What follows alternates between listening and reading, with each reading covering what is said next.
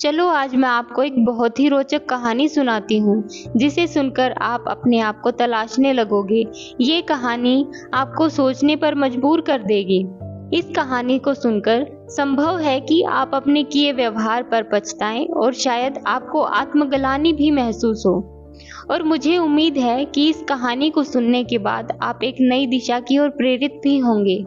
एक गांव था, बहुत ही सुदूर, प्राचीन समय का, जहां पर शिक्षा का कोई विशेष प्रचार प्रसार नहीं था। गांव के सभी लोग एक दूसरे के साथ प्यार से रहते थे। ये लोग खेती बाड़ी करके बहुत ही सामान्य जीवन जी रहे थे। कुछ समय बाद उस गांव में शहर से एक व्यक्ति आया। उसने देखा कि इस गांव के लोग तो बहुत ही सीधे साधे हैं और भोले भाले हैं। उसने सोचा कि मुझे इन गांव वालों को पढ़ाना चाहिए और उस शहरी व्यक्ति ने उन्हें पढ़ाना शुरू किया। 2 एकम 2, 2 दूनी 4, 2 तिया 5। और गांव के भोले भाले लोगों ने उसे ऐसे ही रटना शुरू कर दिया। 2 एकम 2, 2 दूनी 4, 2 तिया 5। क्योंकि गांव के लोग बहुत ही सीधे और भोले थे और उन्हें उस अध्यापक की बातों पर जरा भी संदेह नहीं हुआ। समय बीतता चला गया। समय के साथ साथ सब गांव वाले उस अध्यापक के प्रति पूर्ण विश्वास से भर गए और समर्पित हो गए। सारे गांव में उस अध्यापक का विशेष सम्मान किया जाने लगा। वह पूरे गांव का प्रमुख व्यक्ति बन गया। सभी गांव वाले उसकी राय लेकर ही कोई काम करते थे। इसी दौरान एक गांव में एक दूसरा अध्यापक आया। वह बहुत ही सच्चा और प्रेमपूर्ण हृदय वाला व्यक्ति था।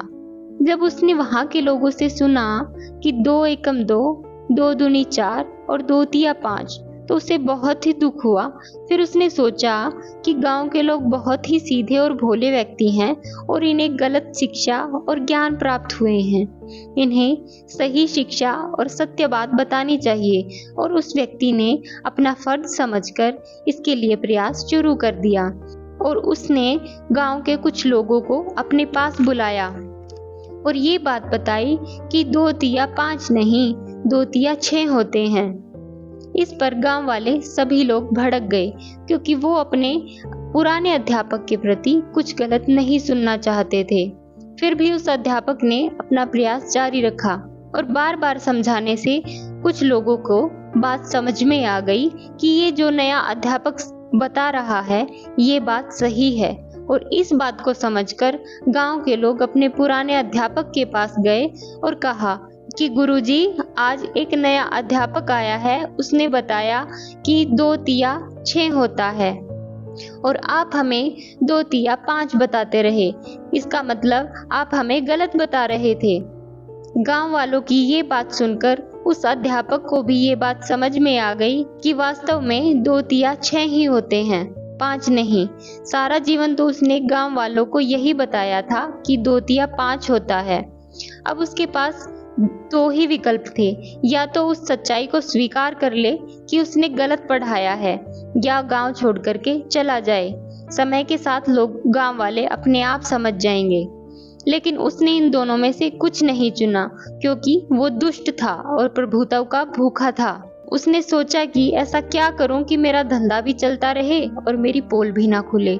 उसने एक उपाय निकाला और सोचा कि क्यों ना इस नए अध्यापक को इतना बदनाम कर दिया जाए कि सब इसकी बात को नकार दें और इसको देखते ही लोग कहें कि भाग, हमें नहीं सुननी तेरी कोई बात।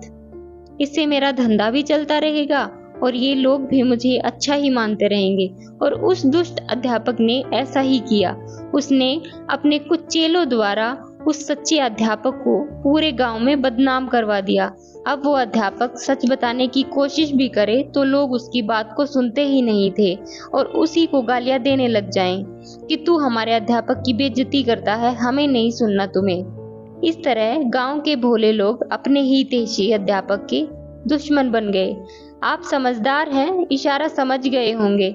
इस कहानी से आपको समझ आ गया होगा कि आचार्य प्रशांत जी के बारे में समाज में ऐसा क्यों फैलाया गया, क्योंकि आचार्य प्रशांत ने सभी धर्म के ठेकेदारों के नकली ज्ञान को उजागर करके उनके पाखंड को दुनिया के सामने ला दिया।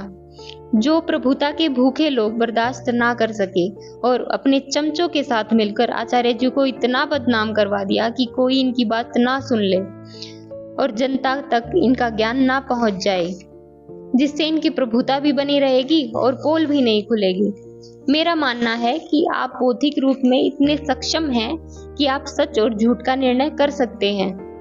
YouTube पर सभी आध्यात्मिक ज्ञान वेदांत उपनिषद पर चर्चा उपलब्ध है। इसमें आचार्य जी ने समाज में फैले झूठे धर्म को अनावृत किया है और बताया है कि असली सनातन धर्म क्या है।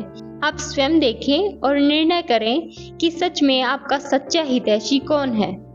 देश सेवा मात्र सरहद पर खड़े होकर नहीं होती, सच का साथ देना और लोगों को इसके बारे में बताना, जागरूक करना भी समाज सेवा और राष्ट्र सेवा ही है।